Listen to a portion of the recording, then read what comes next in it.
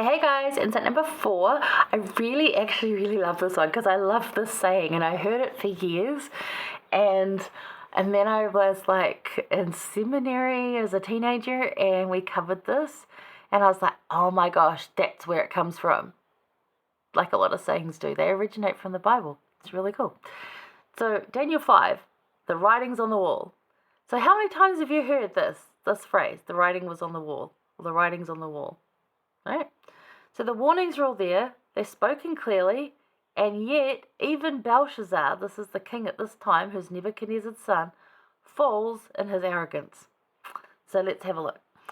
So what happens is that Belshazzar and his whole court hanging out, having a big drinky, happy end of day party or whatever they've been up to, brings in all the silver and gold and just like, look at my wealth and la la la, it's so fun. And then there's this hand that appears, kind of like from the Addams family, I guess, just the hand part. Maybe that's all they could see, and I mean, like, wow. And writes these words on the wall. Now, the words are given later in verse 25, and then the meaning of them is sort of given, but we'll cover that when we get there. So this happens, and he gets really worried. His countenance changes. He's like, his thoughts become troubled. This is in verse 6. He's like, this just happened out of nowhere. Like, what? Oh, what? This is crazy. And you'd be scared, right? Because you'd be like, is that a ghost? Is that a spirit? Is that a demon? Is that what? Like, what is that? And if it's a godly message, then from which God? Because they had multiple. From which one? And what does it mean? And I don't know. And, good old queen, she comes in, and in verse 10 says to him, Don't let your countenance be changed, and don't let your thoughts be worried. Remember there's that one that your father used to use in the kingdom that would interpret things. And he's like, oh yeah, that guy, send for him. Enter Daniel. Here he comes again. So Daniel was brought in verse 13, and the king spake with him. And like, my father brought you out of, being a Jew, out of Jewry. Like we saved you from being a Jew. And Daniel's like, sure, it's kind of happy being a Jew, but okay. I'm quite happy. I'm still Jewish. I'm going to go back to being Jewish. I'm never left being Jewish, but that's what he says. But apparently, I've heard that you've got all this light and knowledge and understanding. Sound familiar? Light knowledge and understanding. So, but I've heard that thou can make interpretations and dissolve doubts. That's in 16. So let thy gifts and thy rewards, and I'll give you rewards. You tell me the writing and I'll give you lots of gifts. And Daniel's like, actually, I don't need the gifts. I'll just help you anyway. And don't we say that a lot in the gospel? Like when people say, oh, I'll help you. And I'm like, look, just let me help you. That's what we want to do. We don't need all the stuff. We just want your help. We just want to help you. That's what it is. So, yes. Then it gets down to his heart was softened and, talks about a whole bunch of stuff. And then he says, like, the part of the hand was sent to and the writing was written. And the writing is this. It says, many, many tekel uphazen, which translates into the Hebrew, numbered, weighed, divided, or lost.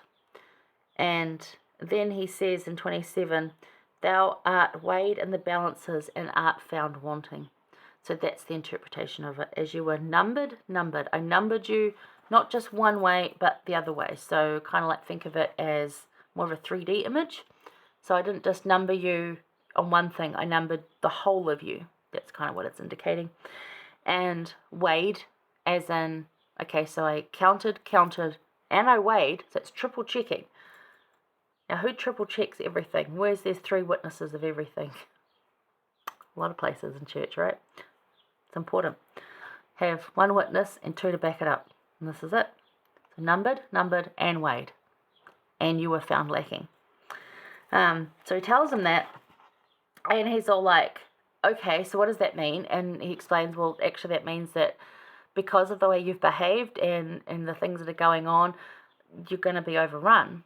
And Belshazzar has already said, like, oh, okay, cool, I'll prepare for that tomorrow. And that night he gets overrun and killed because he didn't listen. And that's why people say the writing was on the wall, because it literally was on the wall. This is going to happen. And like, oh yeah, I'll get to it tomorrow. Too late. It's already happened. You're dead. Gone. That's what happened to him. But, and Darius takes over. And Darius is the king that actually loves Daniel. And that's where the lion's den comes in. And we'll talk about that in the next one. But the point here is this, the warnings are given and spoken clearly, but Belshazzar even fails to recognize it, whether he was in a drunken state or because they had been drinking. But just, this probably wasn't his first inclination that a downfall could come. So how would you feel if God told you that you had been measured and found wanting? Now, we're all going to fall short. We know this. There's no way we can be perfect in our mortal human form. It just doesn't happen. But we can be, and through the atonement, that shortfall is going to be made up. But shortfall and wanting are different things. Wanting is an indication of knowing better and ignoring that. Giving no heed to trying, not listening to the warnings, and giving no effort to try to be better. So, falling short and found wanting are two different things.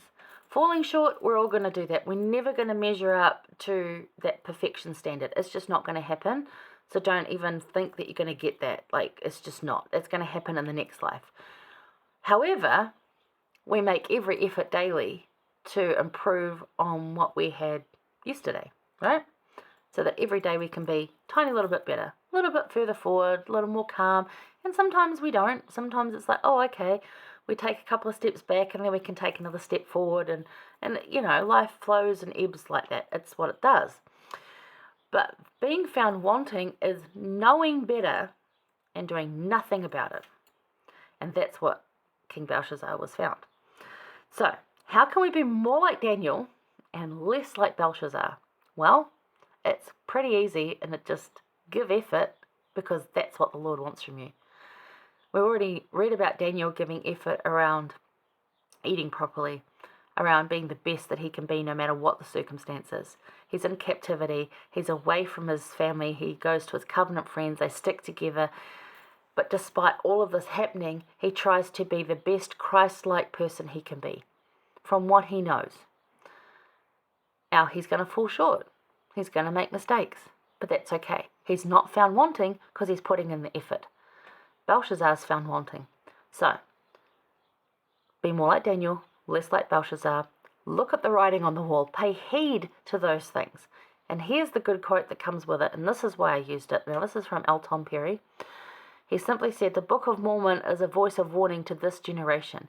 And by this generation, we mean from Joseph Smith's time to now and to when Christ comes. That big generation, not just Gen X or the millennials or whatever 10-year thing that covers. No, this last dispensation generation. The Book of Mormon was written for us to pay heed to the writing on the wall. And it is very clearly written. You think Moroni says in there several times about, I'm sorry, my speech isn't better, our written word is not good. And yet actually, I want to get Moroni one day and be like, dude, we loved your writing. We could understand what you were talking about. Thank you for that.